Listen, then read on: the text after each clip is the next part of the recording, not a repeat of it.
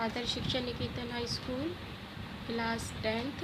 हम उस दिन पिछली क्लास में हमने गद्य खंड का फर्स्ट लेसन पढ़ा था। उसमें उनका साहित्य परिचय पढ़ा था स्वयं प्रकाश जी का, ठीक है। और स्वयं प्रकाश जी का साहित्य परिचय, जीवन साहित्य परिचय पढ़ने के बाद नेताजी सुभाष चंद्र के बारे में पढ़ेंगे कि नेताजी का चश्मा इनके द्वारा रचित है, उसके बारे में पढ़ेंगे, ठीक है, लेसन के बारे में। तो इसमें क्या है, मैंने उस दिन थोड़ा सा बताया था आप लोगों को कि नेताजी का चश्मा पार्ट में क्या है कि एक मूर्ति होती है नेताजी सुभाष चंद्र बोस की, जो एक कस्बे में है। उस मूर्ति को बनाते समय जो मूर्तिकार था वो क्या बनाना भूल जाता है, चश्मा बनाना भूल जाता है मूर्ति पर। तो एक व्यक्ति होता है जो कि उसकी मूर्ति पर, नेताजी की मूर्ति पर क्या लगाता था, डुप्लीकेट एक चश्मा लगाता था कि वो चश्मा बेचने वाला था, ठीक है। उसके बारे में पढ़ेंगे। तो अब देखिए, हवलदार साहब को हर 15 दिन कंपनी के सिलसिले में, कोई हवलदार साहब हैं उसके वहाँ के नगर के, तो वो कंपनी में से गुजरना पड़ता था, ठीक है। कस्बा बहुत बड़ा नहीं था जिसे पक्का मकान कहा जा सके, कुछ ही मकान थे जिसे बाजार कहा जा सके। वैसा ही एक बाजार था, कस्बे में एक लड़कों का स्कूल था। इसमें से कई बार एक क्वेश्चन आते हैं कि भाई कस्बे में लड़कों का कितने स्कूल थे। एक स्कूल था, एक लड़कियों का स्कूल था, एक सीमेंट का कारखाना था, 2 ओपन एयर सिनेमा हॉल थे, नगर पालिका थी, नगर पालिका कुछ नहीं करती रहती थी। कोई सड़क पक्की करवा दी तो कहीं पेशाब घर बनवा दिए, कहीं कबूतरों की छतरी बनवा दी, और एक शहर के मुख्य बाजार के चौराहे पर नेताजी सुभाष चंद्र की एक संगमरमर की मूर्ति लगवा दी थी। यह कहानी उस प्रतिमा के बारे में है, बल्कि उस छोटे से हिस्से के बारे में है, ठीक है। पूरी बात अब पता नहीं, लेकिन लगता है अच्छे देश के अच्छे मूर्तिकारों की जानकारी होने पर भी अच्छी मूर्ति की लागत अनुमान उपलब्ध बजट से बहुत अधिक ज़्यादा होने के कारण काफ़ी समय में उपहार चिट्ठी बदल बर्बाद हुआ होगा।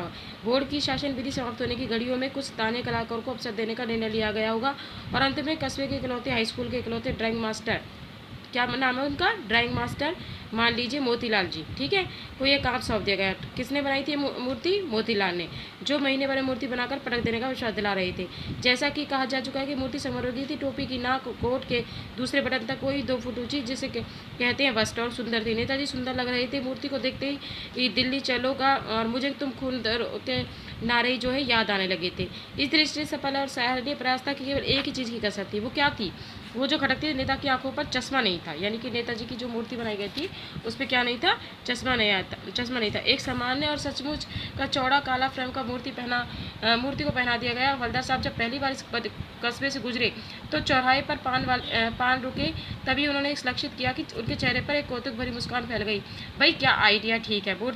मूर्ति पत्थर की और चश्मा रियल। जीप कस्बा छोड़कर आगे बढ़ गई कि हवलदार साहब उस मूर्ति के बारे में सोचते रहे। अंत में निकला कि कुछ मिलाकर कस्बे के नागरिकों को यह प्रयास सराहनीय कहा जाना चाहिए। मूर्ति के रंग रूप को कद का नहीं, उस भावना का, देशभक्ति भी आजकल मजाक की कोई चीज़ होती रही है। दूसरी बात, जब हवलदार साहब उस कस्बे से गुजरे तो उन्हें मूर्ति को कुछ अंतर दिखाई दिया। उन्होंने ध्यान से देखा कि चश्मा दूसरा था। पहले मोटे फ्रेम वाला था, चौकोर चश्मा था, अब कैसा चश्मा था, तार वाला था, ठीक है। तो उन्होंने कहा भाई क्या आइडिया है, मूर्ति कपड़े नहीं बदल सकती लेकिन चश्मा तो बदल सकती है। इन्होंने, किसने कहा, ये हवलदार साहब ने कहा। तीसरी बार नया चश्मा था। हवलदार से की आदत पड़ गई कि हर कस्बे से गुजरते समय चौराहे पर रुकना, पान खाना, मूर्ति का ध्यान से देखना।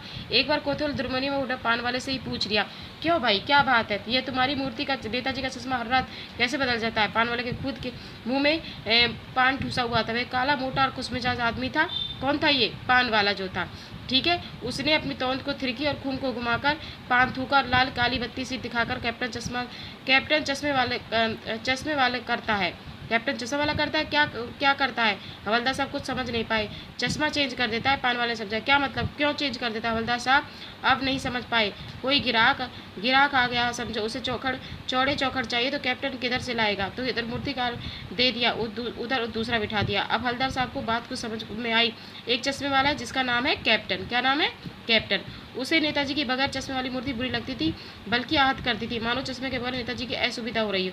इसलिए अपनी छोटी सी दुकान में से उपलब्ध गिने चुने फर्मों में से एक नेताजी की मूर्ति में फिट कर देता। लेकिन जब कोई ग्राहक आता तो वैसे ही फ्रेम की दरकार होती है और उसे मूर्ति पर उतार कर लगा देता, ठीक है। इस तरह से नेताजी क्षमा मांगते हुए ग्राहक को वह चश्मा दे देता था। लेकिन भाई क्या अभी समझ में नहीं आई कि हवलदार साहब ने पान वाले को पूछा, नेताजी का चश्मा कहाँ गया। पान वाला दूसरा पान मुंह में ठूसा और दोपहर का समय था। दुकान पर भीड़ अधिक नहीं थी। आंखों में हंसा और तौंद धिरकी, और उसने कहा पान वाले के लिए एक मजेदार बात थी, लेकिन धर्मसर के लिए चकित द्रवत होने वाली थी। यानी वह ठीक ही सोच रहा था। मूर्ति के नीचे लिखा था मूर्तिकार मोतीलाल। क्या लिखा था, मोतीलाल, जो वाकई में अध्यापक था। बेचारे ने महीने भर में मूर्ति बनाकर पटक दी, लेकिन पत्थर में पारदर्शी चश्मा कैसे बनाए, कांच वाला, यह तय नहीं कर पाया। या कोशिश की होगी, असफल रहा। तो उसने बताया, किसने बताया था? पान वाले ने। हवलदार सर को जब ये कुछ बड़ा विचित्र और कौतुक भरा लगा तो उन्हें है तो खोए पान के पास चौकोर पर और चश्मे की देशभक्ति के समक्ष नतमस्तक हो गया। अब पान वाला जो है नया पान खा रहा था, पान पकड़े अपने हाथ में मुंह 1.5 इंच रोक कर हवलदार साहब को ध्यान से देखा, फिर लाल बत्ती से दिखाई और कहा, मुस्कुराकर ने बोला, वो लंगड़ा क्या जाएगा फौज में? क्योंकि हवलदार से पूछा था क्या वो फौज में था? वो पागल है पागल, वो देखो वो आ रहा है, आप उसी से बात कर लो, फोटो बांटो, छप्पा दो उसका कहीं। हवलदार साहब को पान वाले के द्वारा एक देशभक्त इस तरह मजाक उड़ाया जाना अच्छा नहीं लगा।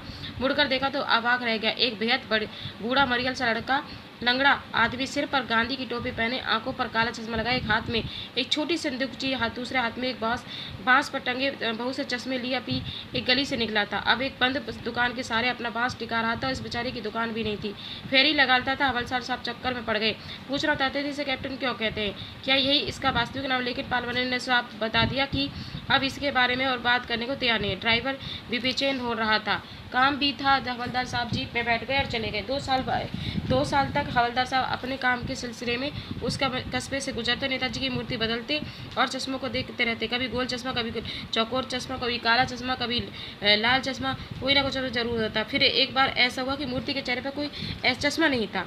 उस दिन पान वाले की दुकान भी बंद थी, चौराहे की अधिकांश दुकानें बंद थी। अगली बार भी मूर्ति की आंखों पर चश्मा नहीं था। हवलदार साहब ने पान खाया और धीरे से पान वाले से पूछा, क्यों भाई क्या बात है, आज तुम्हारे नेताजी की आंखों पर चश्मा क्यों नहीं है? पान वाला उदास हो गया और उसने पीछे मुड़कर मुंह का पान नीचे थूका और सिर झुकाकर अपनी धोती के सिरे से आंखें पोंछते हुए बोला, साहब कैप्टन मर गया।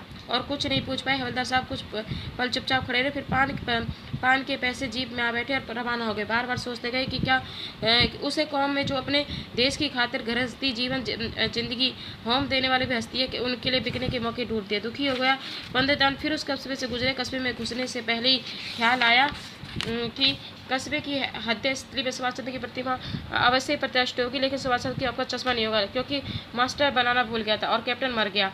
सो आज वहाँ रुकेंगे नहीं, पान भी नहीं खाएंगे, मूर्ति की तरफ देखेंगे भी नहीं, सीधे निकल जाएंगे। ड्राइवर से कह दिया चौराहे पर रुकना नहीं, आज बहुत काम है, पान आगे खा लेंगे। लेकिन आदत से मजबूर आंखें चौराहे आते ही मूर्ति की तरफ उड़ गई। उसने देखा कि ठीक है रोको, जीप स्पीड में थी।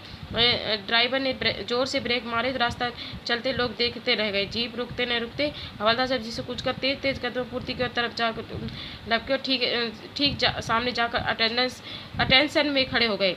मूर्ति की आंखों पर सकंडे से बना एक छोटा सा चश्मा रखा हुआ था, जैसा बच्चे बना लेते हैं। हवलदार साहब भावुक हुए, इतनी सी बात पर भी उनकी आंखें भर।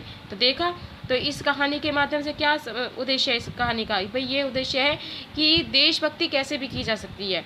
ये देशभक्ति नहीं है कि कोई फौज में है तो वही देशभक्ति करेगा। एक कोई भी व्यक्ति अपने देश के प्रति अपने जो देश प्रेम को सच्चा दिखा सकता है। अब जैसे